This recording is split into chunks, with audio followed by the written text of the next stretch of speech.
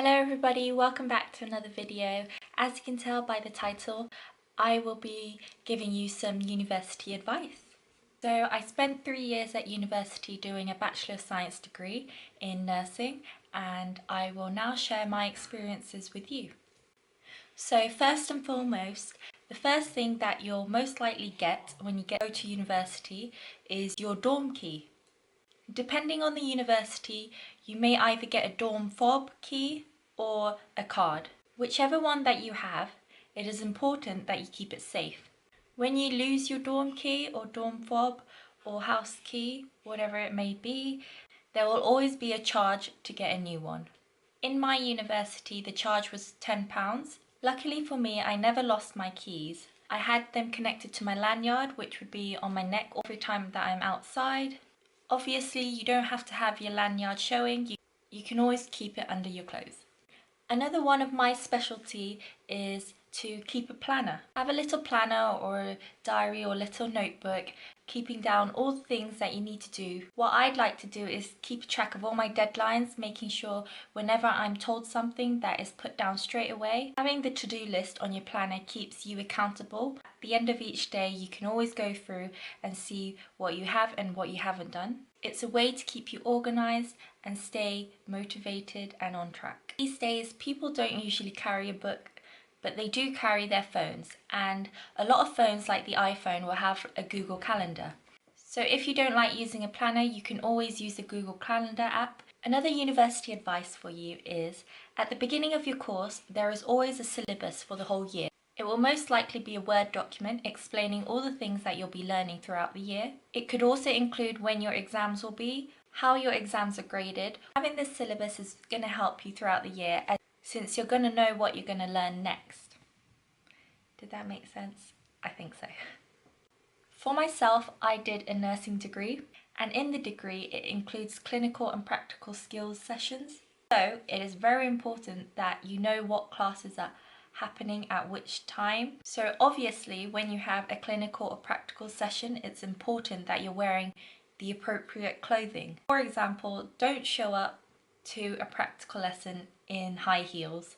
So just another general tip and university advice is, you're going to university now and you're going to meet a lot of people who are older. Also, you're becoming an adult. You're going to have grown-up conversations with grown-up people, and so it is important to stay up to date with the current events. Now, I myself don't like sitting in the lounge watching BBC News. It's not interesting to me. However, it is important for me to stay up to date, and for you guys too. For the people of my generation or anyone who's into social media, a good way to keep track of is, for example, on Instagram, since I use that app the most, I have followed the BBC News, and this way when I'm going through my feed, I can also see the news.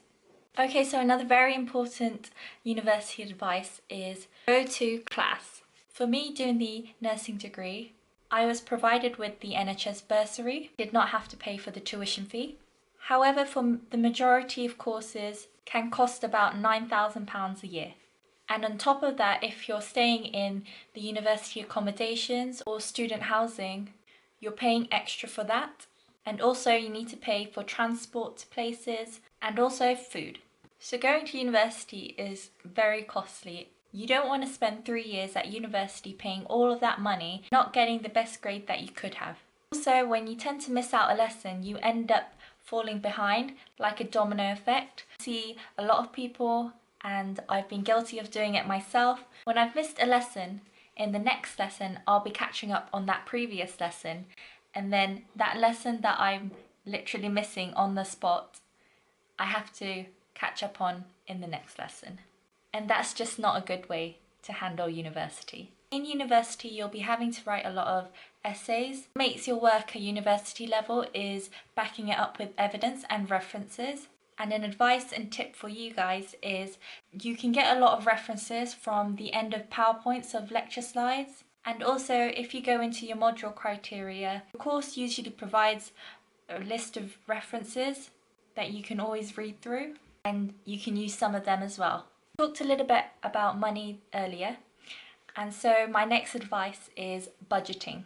Now, going to university, you're away from your family, your parents, so it's easy to lose your limits and go over boundaries. What I mean by going over boundaries is, as a young teenager, you have the tendency to want to attend parties, go clubbing, and drink. Drinking and attending parties is okay in moderation.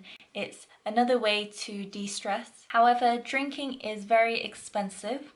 A lot of drinking can cause harm to your body. The majority of alcoholic drinks are high in calories. It can also contribute in damaging your skin by causing acne. Also, another way to budget is to try and limit your takeaway. It is easy as a university student to get caught up in the social life or in your studies. When we become hungry, we realize we may not have food in the fridge, so we can resort to takeaways. Takeaways are really expensive no matter how tasty they are and how easy it can be. I advise you guys to try and meal prep if you don't want to be cooking every time. You can also do food delivery, whether that be weekly or every 2 weeks. Or if you really want to budget and save money, the best way to get cheap food is to go to your local stores in the evenings. That's when the prices are really reduced. The next advice, it's really under your own capacity and the course that you are doing. So for myself, whilst I was doing the nursing degree, I obtained a part-time job as a bank healthcare assistant, and I started this from first year. During first and second year, it was all right for me to take on shifts whenever I was free, and that was mostly on the weekends. However, when I went on to third year, I didn't work as much